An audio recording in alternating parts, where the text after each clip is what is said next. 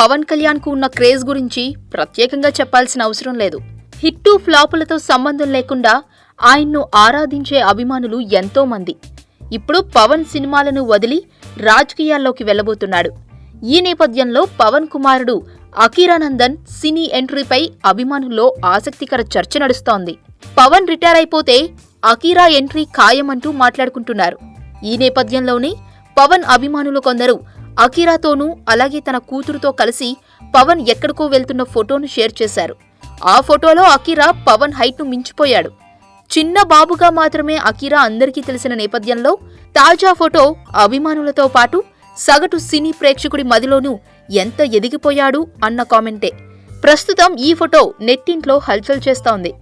అయితే అతడికి ఇంకా 13 ఏళ్లే కావడంతో అతడి సినీ రంగ ప్రవేశంపై ఇప్పుడిప్పుడే మాట్లాడడం మంచిది కాదనేది కొందరి అభిప్రాయం.